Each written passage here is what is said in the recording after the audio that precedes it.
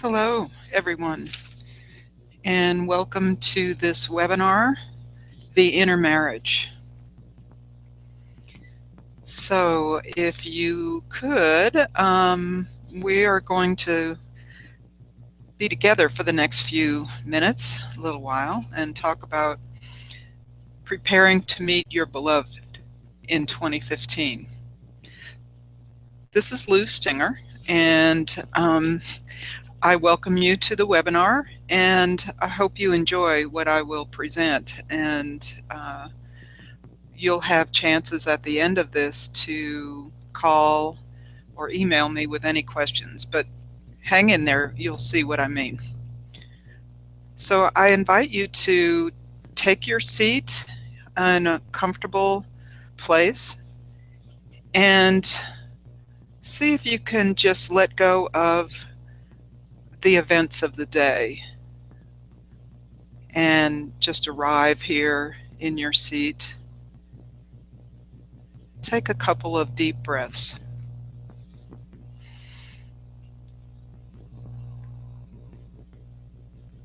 Feel your body in the chair or on the couch or at your desk, wherever you happen to be. Feel your body in your seat. Just see if you can just arrive here at the end of whatever kind of day you've had.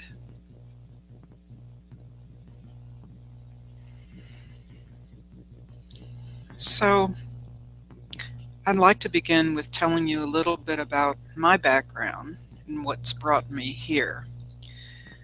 So, I've studied psychology for quite a while. I just fell in love with the study of it and kept on going to school. I loved being a student. And after an undergraduate degree, I took a Master of Arts degree in psychology with an emphasis in marriage and family therapy. It was very challenging, but I really loved the material. The day after I graduated with that master's degree, I moved to Boulder. So now I was coming from North Texas, and so I found quite a different climate, not only the meteorological climate, but I had a Master of Arts. And what I found out when I got here was that really the degree to have to start a career was a Master's of Social Work. So it was very, very difficult to find the kind of work I wanted to do. So I got involved in nonprofits and actually with two other volunteers started a nonprofit organization in Longmont, a women's resource center, including getting tax-exempt status from the state and establishing a board of directors, writing bylaws, the whole thing. Shortly after I moved here, I discovered Naropa. It was Naropa Institute at the time, now it's Naropa University, and began practicing meditation in about 1980 or so, and have been doing that ever since, and really discovered it's really the centerpiece of my life. I completed a Master of Arts in Psychology at Naropa with an emphasis in contemplative psychotherapy. I felt like I needed another balance to the psychology I learned at a mainstream university. And I also studied organization development at American University and did a Master of Science degree. I was really interested in organizations and specifically organizational cultures. So with a combination of my background and opportunities, I've found I've been teaching at Regis University since 2000 in nonprofit management. So a little bit about me. I've also done career consulting and lots of work with students who really want to find some kind of balance in their lives. So Why am I offering this webinar?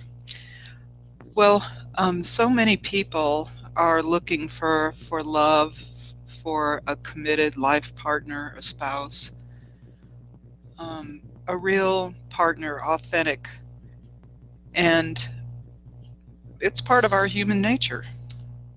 We're wired, pardon me for using that term, wired for family life, partnership, and community. If everyone had love in their life, it would be quite possibly a different world. So we have our books and movies that depict the longing, the search, and sometimes finding the one for us and the happily ever after ending. But um, many of us, most of us, know that longing and search. But the happily ever after often eludes us. So most of us, I think, are not prepared for the journey that is marriage or committing to a life partner. Why is that? So stay tuned. I'm going to be saying a few things about that.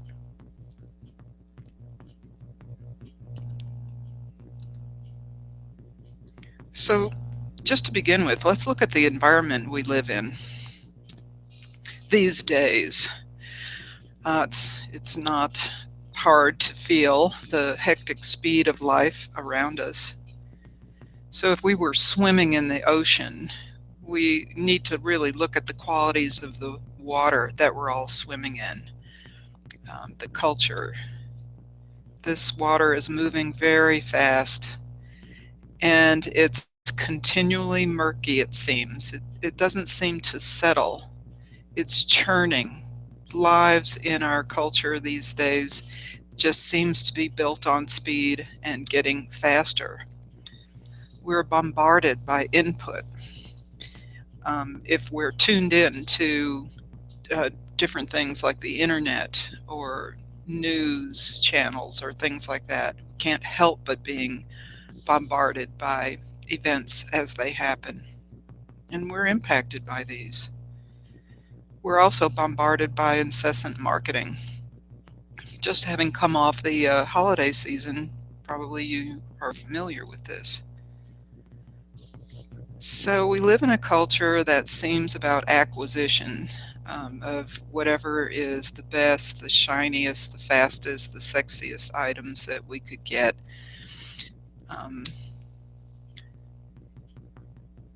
Love relationships are presented in all kinds of ways, from fairy tales to violent dramas. We also have things like eHarmony, Match, speed dating. We're swimming in an instant gratification society. And as the general culture seems to speed up every day, the real values of life seem to be lost or hidden or totally invisible. So then, what happens to us? As I mentioned, we're not oblivious to our surroundings. We're impacted by these things and this cultural ocean we're swimming in. We all seem to be in a big hurry. But to get where? Ultimately, many of us are overscheduled and overcommitted. And in the US culture, we seem to put in more work hours than people do in many other countries. So some countries really have the idea of balance, and it's supported by their employers. One author I like a lot is Wayne Muller. He says, "Our culture invariably supposes that action and accomplishment are better than rest, that doing something, anything, is better than doing nothing. Because we don't rest, we lose our way, and it's easy to keep those waters churning in our own personal lives." When we run into people we know or have friends over, we say, "How are you doing?" And people say, "Oh, I'm just so busy," and we seem to take pride in that. Now, let me say that there's nothing wrong with being busy and productive, accomplishing things. No, that's not the point here. It's that, is there some kind of balance where we can actually let the waters of our lives settle? We've lost a rhythm of proper rest. So here is Wayne Muller's book that I quoted from here in case you wanted to take note of that. It's entitled Sabbath: Finding Rest, Renewal, and Delight in Our Busy Lives. And it's a very non-denominational take on our lives these days. I highly recommend it. So you might say, why are you bringing up rest? We have too much to do, Lou. So all I'm talking about here is balance. Now, between work and rest. And balance, in my experience, is a moving target. We don't get to a balance point and stay there, unfortunately. But of course, it might be really boring to be there, but it moves. We sometimes, it's like a pendulum swinging back and forth. And sometimes we move closer to balance, and sometimes we move far away when our work or family responsibilities cause us to be busier on some uh, days or weeks. Uh, we can then check that and honor our body's need for the proper kind of rest.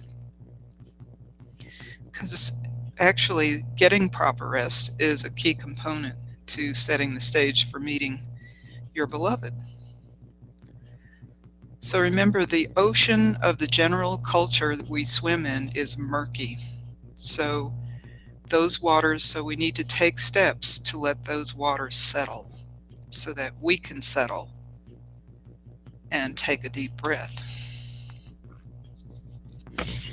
One way is to create a situation in our home life in which we can let those waters settle and into a state of quietude.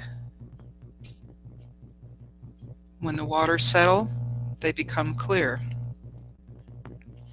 And this is the well of our lives, the well of the water of our lives that we can return to for refreshment and for getting back into balance. With practice, it becomes easier and easier to have those waters settle. When we can settle, our loved ones, children, can also settle. So having a regular time for quiet stillness or appreciation of nature, that will always do it, can enable us to not just get blown off a center by the speed of the culture we live in. So being able to settle within oneself is one way to prepare to meet the beloved. The other thing I think that's important is learn to discern. So what is this? It's not a word we hear often, possibly, in our conversations. The ability to judge well. Another definition, ability to see and understand people, things, or situations clearly and intelligently. That it's very difficult to cultivate discernment if our lives are just go, go, go, and faster, faster, faster, with no opportunity to rest or reflect or restore energy to ourselves, not to mention to settle and restore a sense of well-being. A lot of us are just running frantic from one thing to another.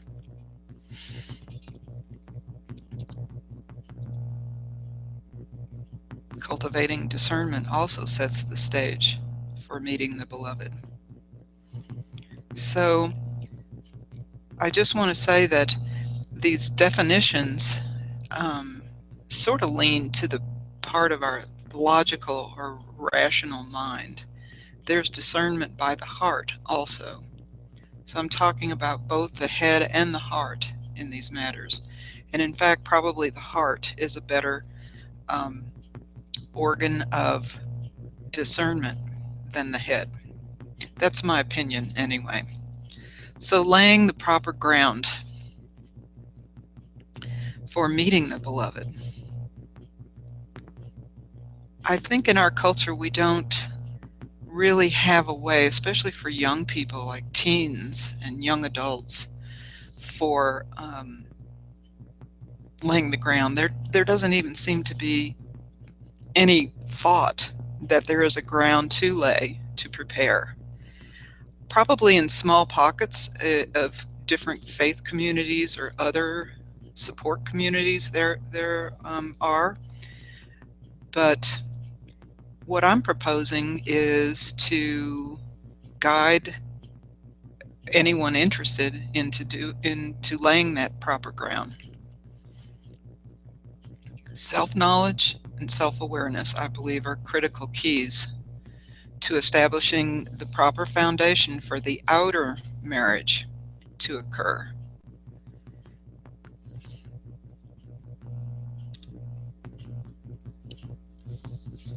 Now you might say, well, yeah, I know myself pretty well, you know. Yeah, I mean, I've been alive for X number of years, so a lot of us do know ourselves pretty well. And in certain ways, we do know ourselves well. But one thing that seems to be missing for laying the proper ground for meeting the beloved is not having investigated our own values, beliefs, views of life, and our shadow aspects. We live in a culture that is really about staying on the surface, the surface waters, not delving deeply.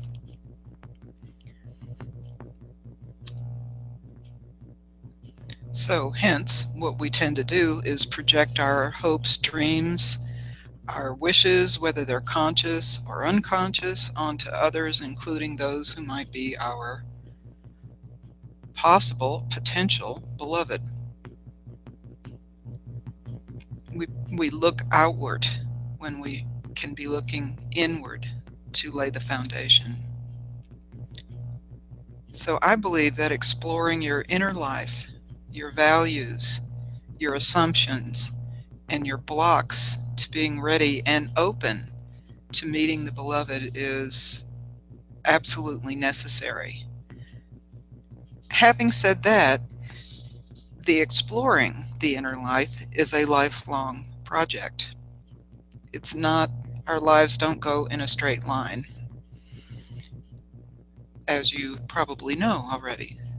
So it's an unfolding, interesting treasure trove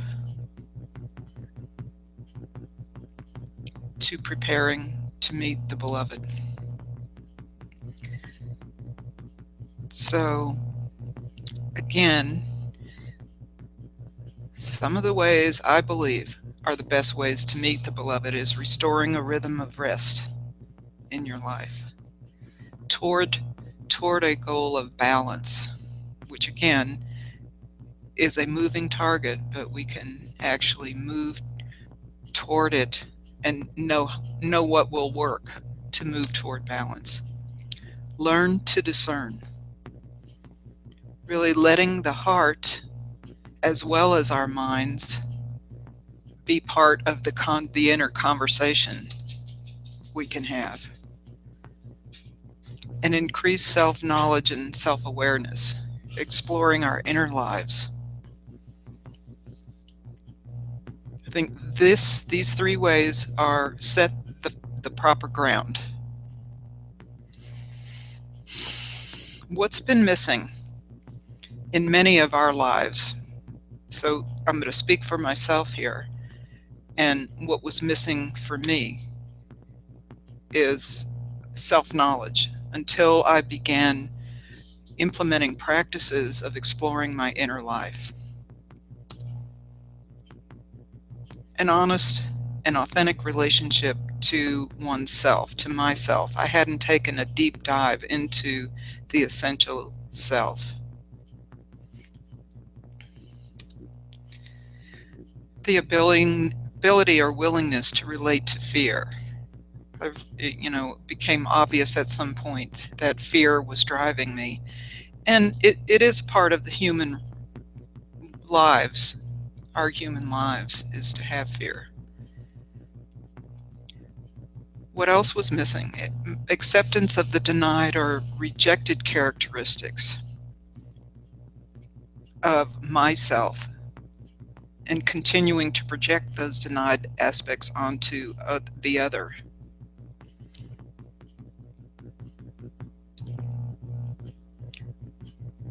Self-compassion, loving kindness, or Maitri was missing.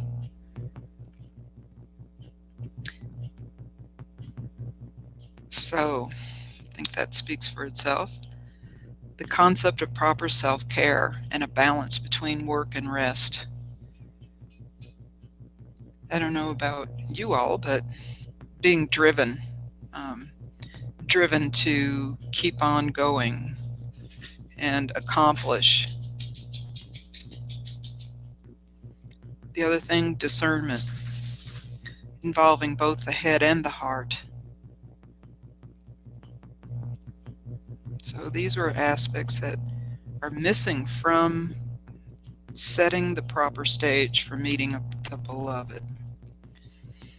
Here are some ways, and I've practiced many of these, for exploring your inner life. And as you'll see later on, just in a few minutes, I'll be talking about guiding, being available to guide people through some of these practices to explore one's inner life. On the left, you see more quiet stillness practices like meditation, centering. The generative branch involves loving kindness, visual meditations, or visualizing. And it goes on, creative branch, activist, relational branch, movement, like walking meditation, yoga, dance, Tai Chi, and then on the right side, the branch of ritual and cyclical. Establishing a sacred personal space, ceremonies and rituals.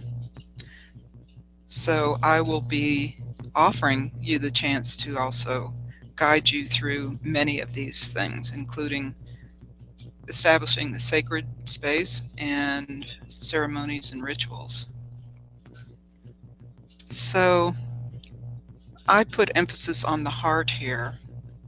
As I mentioned, our lives and our hearts are non-linear. So we have to actually be open to receiving information that doesn't come to the rational mind. James Hillman said, "The heart brings us authentic tidings of invisible things."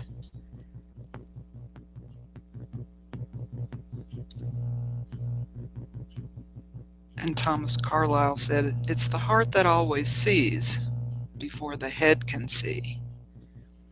I believe that's true, and I think we can actually open to our hearts.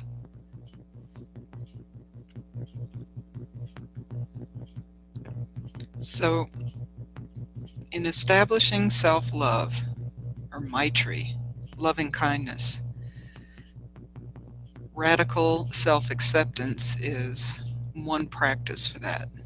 Why do I say radical? Because it sometimes feels radical to accept ourselves as we are, no matter what. It just seems radical because we tend to judge ourselves. Here's a quote I thought was good to share. It It's all about falling in love with yourself and sharing that love with someone who appreciates you, rather than looking for love to compensate for a self-love deficit. I think a lot of us get caught in that, and I myself did, looking for love to compensate for a deficit of self-love.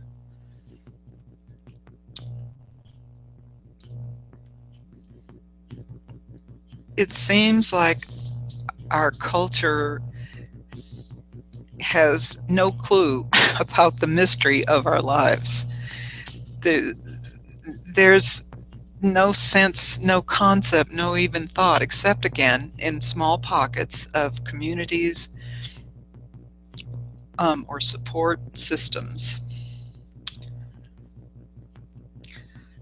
I was thinking of Linda Leonard has said, I wanted to share this with you, that many of us have been raised with ideas of who we should be, what our lives should be. These images, both collective and societal, don't reflect us as the unique people that we are. We forget that our uniqueness is that mystery of growth, the unique way we are from within. We are a mystery. So she says we become fascinated with trivial matters and mystery is lost. The mystery of our unique selves, the mystery of the other, the mystery of the cosmos. So it's a big, big universe we live in, and to lose that mystery, I think, is really a sad thing, but we can capture it. It's right in our backyard. Maybe we should become Awareness-tarian. I'm not saying it correctly. Awareness-tarian. This is from Old English, I discovered. It means to wander longingly through the forest in search of mystery. Really, if you do wander aimlessly in the forest without any goal, you will come upon mysterious perceptions, things you don't have to have the answer to, things that are truly awesome. We could become this, a Awareness-tarian. Sorry, I'm practicing this pronunciation. I don't even know if I'm pronouncing it right. Awareness-tarian. Wandering longingly through the forest in search of mystery. It can be the literal forest. It can be our inner forest. So, if you want a committed relationship, first of all, are you willing to stop looking for one for now? Because what we typically do as human beings is looking outward in the environment, and that's not a bad thing. But if the ground has not been established, we need to actually turn our looking inward first. So if you're willing to stop looking for one for now, stay tuned, I have an idea for you. And you're willing to prepare the proper foundation for meeting your beloved. And you're willing to dive deep and meet yourself in the depths of your beings that you haven't yet met. If you're willing to cultivate radical self-acceptance and take the time to engage in reflective practices such as journaling, meditation, solitude, or being in nature. You may hear some squeaking noises back there. It's my dog chewing on his toy. Gosh. If you're willing to look at your own shadow projections and to celebrate yourself be your own best friend, then I invite you to take the time to explore. Are you willing to enter the inner sanctum of yourself? What is that? Have you ever heard this saying before, the inner sanctum? I don't hear it very much at all. It just popped into my head as I was thinking about this webinar. The definition is it's the most sacred place in a temple or church. And also it's a private or secret place to which few other people are admitted. And sometimes we haven't admitted ourselves there, but it's there. Are you willing to open to the discovery of the sacredness of yourself? It might seem scary, and perhaps it is kind of a daunting idea, but you can do it. It takes a little courage, but we all have that too. Are you willing to explore the mystery that is your unique self? I invite you to.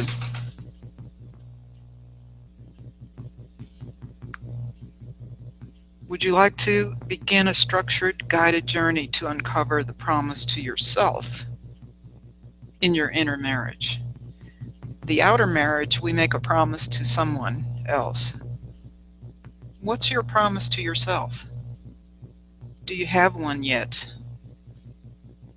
It can guide you to uncovering your promise.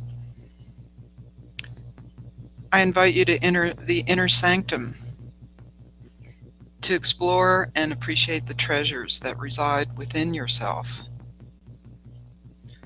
to see what obstacles prevent you from full self-acceptance, and also to articulate what you value in yourself and in your potential, beloved. I invite you to allow your heart's imaginations and longings to speak and be heard,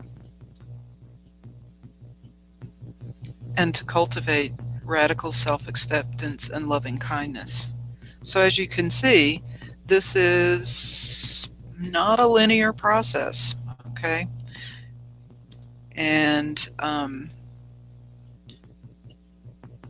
I believe that when we're willing to meet and accept the tough stuff within ourselves, that we struggle with within ourselves, we're more readily able to meet the tough stuff that arises in relationships to the beloved as well as to other people. So where do we start? We begin that journey, of course, with ourselves first.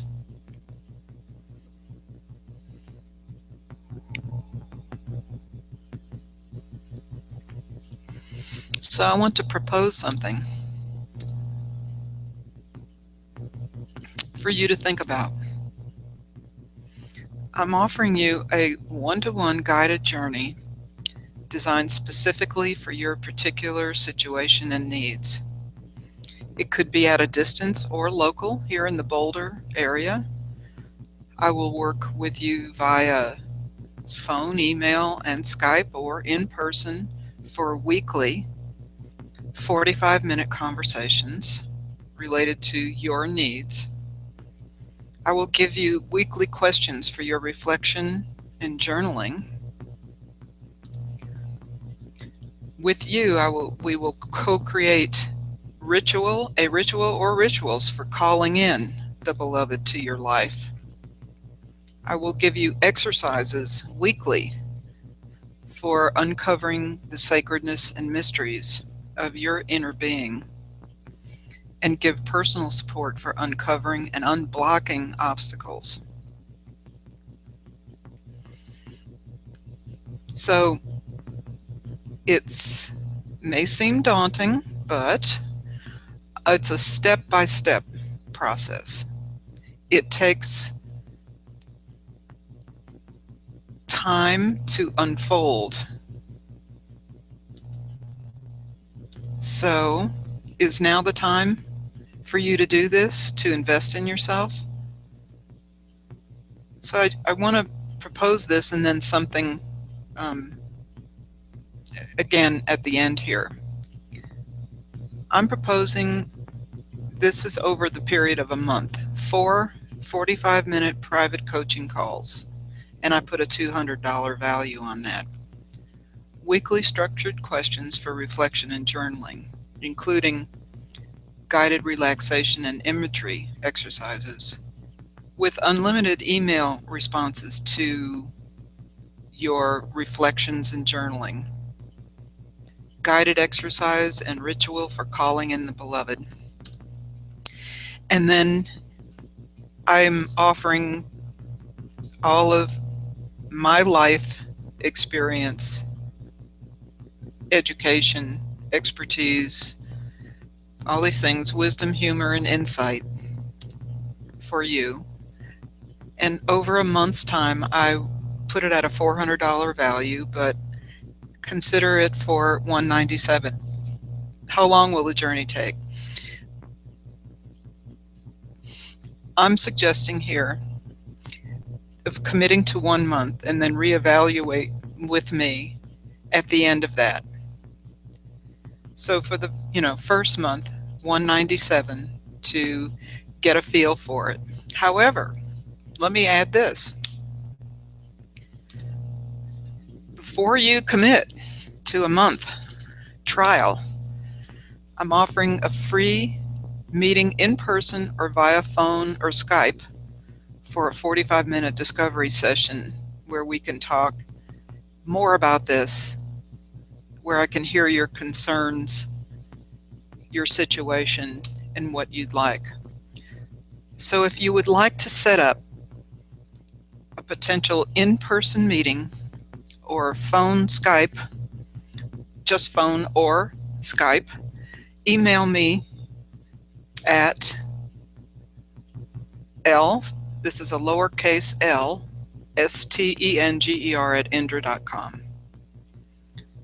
And if you would include your phone contact info and a possible good time to call you, and I'll respond within 24 hours. So, are you ready? Are you willing? Are you able? At least, I'd be more than happy to meet with you or have a discovery session so that you can see if this is the right fit for you. It may not be. So let's see. Let's see what happens. And I would love to work with you. So let's step forward together. I want to thank you for attending this webinar. If you have any questions, include those in your email. Or if you just have questions at this point. So you're welcome to do that. I'm ready, willing, and able to assist you in preparing to meet your beloved. So thanks so much. Have a great evening.